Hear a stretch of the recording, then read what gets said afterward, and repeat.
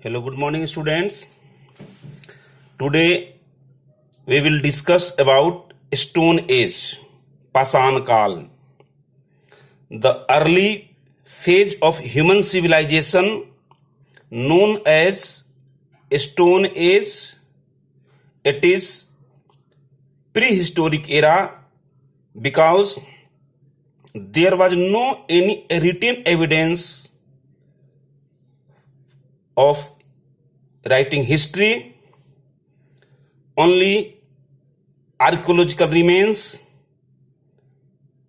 stone tools, and other archaeological remains are available for history. It is the largest period of human civilization, near about 98% period covered by Stone Age. Stone Age also divided into three periods. First one, Paleolithic age.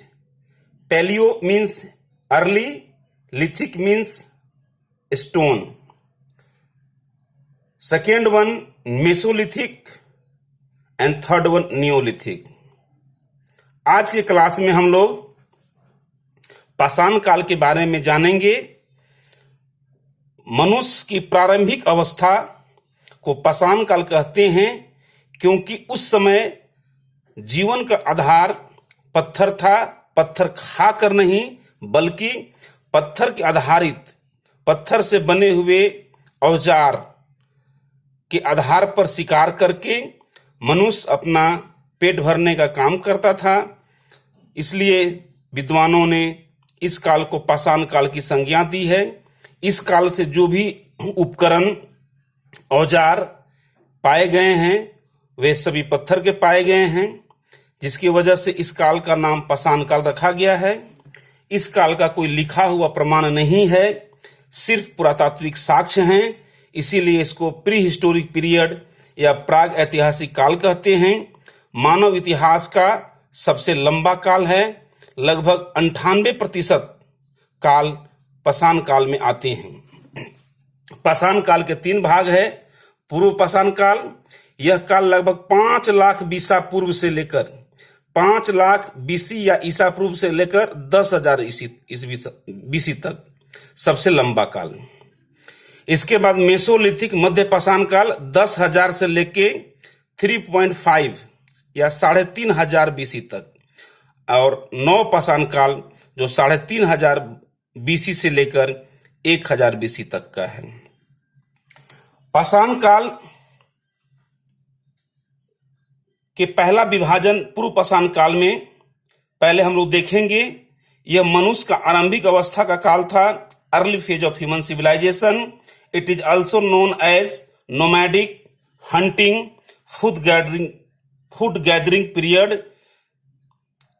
इस काल को खानाबदोश, यायावर, आखेटक, घुमंतु कई नामों से जानते हैं, क्योंकि इस काल में मनुष्य एक जगह निवास नहीं कर घुमंतु जीवन व्यतीत करता था.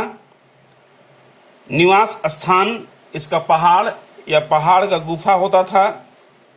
वस्त्र का प्रयोग नहीं करता था. सामान्यतः उस समय बुद्धि विवेक नहीं था, इसलिए नंगे रहते थे. ठंडा गर्म से बचने के लिए जानवरों के खाल का प्रयोग करते थे. इस काल से जुड़ी हुई जो एविडेंस जीवाश्म है वो भारत के नर्मदा घाटी और झारखंड के सिंहभूम से पाए गए हैं. इस काल में मुख्य जो पत्थर का औजार हुआ करता था वो क्वार्टजाइट पत्थर का था.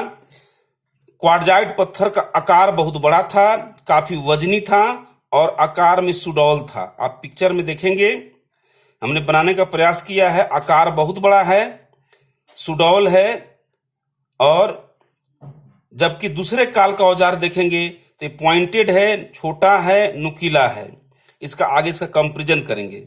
तो पूर्व पाषाण काल में कुल मिलाकर यह काल मनुष्य की आरंभिक अवस्था थी। शिकारी आखेट घुमंतु काल बोलते थे। पहाड़ की गुफा कंदरा में रहते थे, वस्त्र का प्रयोग नहीं करते थे। यह मानव सभ्यता का पहला काल माना जाता है। उसके बाद 10,000 से 3,500 वर्ष पूर्व का जो कहानी है, इसमें मनुष्य अब नदी के किनारे अस्थायी जीवन व्यतीत करना शुरू किया। नदी के किनारे रहने से नदी में पानी हमेशा मिलने लगा। नदी के दोनों किनारे के इलाके काफी उपजाऊ उर्वर होते थे, जहां कंद मूल फल आसानी से उपलब्ध होते थे। इसके अलावा नदी में कई प्रकार के जीव पानी पीने आते थे, जिसको आसानी से एक ही जगह घात लगाकर वह शिकार कर पाता था। मछली हमेशा उपलब्ध होते थे, इसलिए छोटे जीव जंतु मछली का शिकार नदी के किनारे कंदमूल फल भोजन के रूप में प्रयोग करने लगे। बंगाल के बीरभूम, पश्चिम बंगाल के बीरभूम से इस काल का जीवाश्म पाए गए हैं। इसी काल में आग का आविष्कार होता है। केन्या के चेसोवांजा से आग का आविष्कार होता है। उसके पीछे अलग कहानी है। इस काल में जो औजार थे, आप देख रहे हैं कि छोटे छोटे औजार हो गए, पॉइंटेड हैं, नुकीला हैं, जिसका नाम है चर्ट, अर्गेट, जेस्पर, चालसीडोनी। इसी औजार के आधार पर इस काल का इतिहास लिखा गया है। सभी नुकीला हैं, तीक्ष्ण हैं, आकार में छोटा है, वेदनकार है। अर्थात क्वार्जाइट पत्थर के औजार थे। पहले तो इतना वजनी था, इतना बड़ा था कि मनुष्य उठा नहीं पाता, क्योंकि बुद्धि नहीं था, इसीलिए बड़े चट्टान का प्रयोग करते थे। अगर उठाता तो बहुत दूर तक मार नहीं कर पाता था।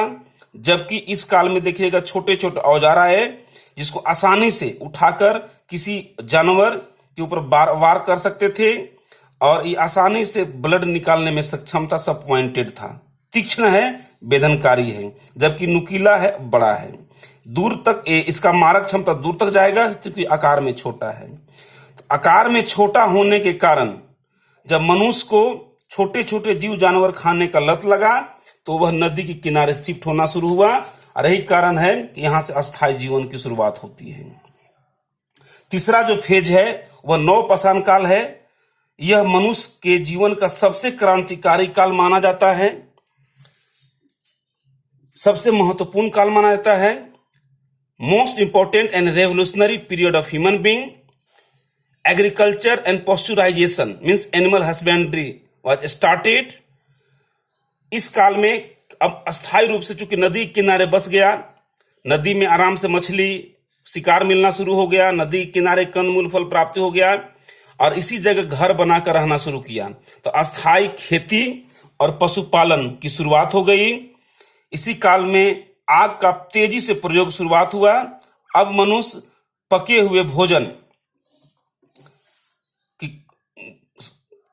हुए भोजन खाना प्रारंभ कर दिया। खेती से सूती वस्त्र और ऊनी का प्रयोग शुरू हो गया। सूती वस्त्र, कपास की खेती प्रारंभ हो गई। भेड़ से ऊन मिलना शुरू हो गया। ऊन और सूती के माध्यम से कपड़ा बनना शुरू हो गया। इसी काल में चाक का आविष्कार हुआ तथा चाक पर मिट्टी के बर्तन का प्रयोग होने लगा, जिसको आग के माध्यम से आवा में पकाकर इसका प्रयोग शुरू हो गया। अर्थात इस काल में पूर्ण विकसित सामाजिक जीवन की शुरुआत हो गई। लाज शर्म नाम का चीज आया, जिसकी वजह से अब मनुष्य कपड़ा पहनना शुरू कर दिया। अस्थायी और व्यवस्थित जीवन की शुरुआत हो गई। इन कारणों से नवपाषाण काल को क्रांतिकारी एवं रेवोल्यूशनरी काल कहा जाता है, क्योंकि यहीं से अस्थायी जीवन, विकसित जीवन की शुरुआत होती है। यह पाषाण काल मानव सभ्यता संस्कृति के दृष्टिकोण से सबसे महत्वपूर्ण काल माना जाता है। इस चैप्टर में कुछ कुछ महत्वपूर्ण फैक्ट के बारे में जानेंगे, जैसे है जीवाश्म। बार बार जीवाश्म का नाम आता है। जीवाश्म का शाब्दिक अर्थ है कि वैसे पदार्थ जिसमें किसी न किसी जीव का अंश हो। पुराने पौधे हों, पेड़ पौधे हों, जानवर हों, जीव का अंश जिसमें पाया जाता है और उसे जीवाश्म कहते हैं। कोई भी जीव के अवशेष जो पत्थर में के रूप में बदलकर अक्सर किसी चट्टान में दब जाते हैं, और जीवाश्म अर्थात जीवों के अंश कहते हैं। द रिमेन्स और impression of a very old plant, animal और human which turn into stone are often embedded in rocks and are thus preserved for a million, means crores of a year, are known as fossils. इसके अलावा दूसरा महत्वपूर्ण topic है carbon 14 पद्धति। Carbon 14 पद्धति का मतलब है कि पुराने वस्तु जीवाश्म का जांच करना, वो कितना पुराना है, किस चीज का है, उसकी प्रकृति और काल समय की जांच करने की एक जो वैज्ञानिक विधि है उसे कार्बन 14 या C14 विधि कहते हैं। अर्थात उस वस्तु में कार्बन की मात्रा कितना है, इसको प्रयोगशाला में टेस्ट किया जाता है। इसके अलावा कुछ महत्वपूर्ण शब्दावली है, जैसे पुरातत्व, आर्कियोलॉजी। आर्कियोलॉजी का अर्थ है प्राचीन काल के, अब यहाँ स्टोन हो गए, स्टोन के औजार हो गए, हड्डी हो गए, या पुराने जो भी वस्तु हो गए, ये सब पुरातत्व कहलाते हैं। और इसका जो परीक्षण करता है, इसका एक्सपर्ट होता है, उसको आर्कियोलॉजिस्ट या पुरातत्ववेत्ता कहते हैं। मानव शास्त्र, एंथ्रोपोलॉजी, जिस प्रकार इतिहास, भूगोल, राजनीतिक शास्त्र, समाज शास्त्र एक विषय है, एक साइंस है, एक शास्त्र है, उसी प्रकार मानव के संबंधित जो गतिविधि, उसका क्रियाकलाप का अध्ययन करने वाला विज्ञान को एंथ्रोपोलॉजी कहते हैं, मानव शास्त्र कहलाता है। पाषाण काल, जिसकी चर्चा अभी देखे, मनुष्य की प्रारंभिक अवस्था को पाषाण काल, स्टोन एज कहते हैं। खानाबदोश का मतलब नोमैडिक, जिसका कोई ठौर ठिकाना नहीं हो, घुमंतु जीवन व्यतीत करने वाले को खानाबदोश कहते हैं। प्राग ऐतिहासिक काल पहले चर्चा कर चुके हैं, जिस काल का कोई लिखित प्रमाण नहीं है, सिर्फ पुरातात्विक के साक्ष्य के आधार पर इतिहास लिखा गया है। There is no written evidence, only archaeological evidence were available, known as pre historic period. आदि ऐतिहासिक काल, प्रोटो हिस्टोरिक पीरियड। लिखित प्रमाण तो है, बट अभी तक उसको पढ़ पाने में सक्सेस नहीं मिला है। Such a period which have written evidence but till now we did not get success to identify it, known as proto historic period. इसके बाद ऐतिहासिक काल, जिस काल में हम लोग रहते हैं, उसका डिटेल है। प्रजाति, प्रजाति का मतलब होता है कि नर और मादा के संयोग से अपने जैसा नए शिशु विकसित करने में जो सक्षम होता है, वो प्रजाति कहलाता है। टेराकोटा, मिट्टी के बर्तन, उपकरण, औजार को टेराकोटा कहा जाता है। इस प्रकार यह चैप्टर का महत्वपूर्ण जितने भी टॉपिक्स हैं मैंने क्लियर करने का प्रयास किया है। नेक्स्ट चैप्टर पर हम लोग दूसरे क्लास में डिस्कशन करेंगे। आप लोग कम से कम 20 ऑब्जेक्टिव क्वेश्चन इस चैप्टर से निकालने का प्रयास कीजिएगा। पढ़कर, बुक्स का हेल्प लेकर at least 20 MCQ multiple choice question निकालने का प्रयास कीजिएगा। मल्टीपल चॉइस क्वेश्चन ही परीक्षा में पूछे जाएंगे। आज के लिए इतना ही। नेक्स्ट क्लास में दूसरे चैप्टर की चर्चा करेंगे। Thank you.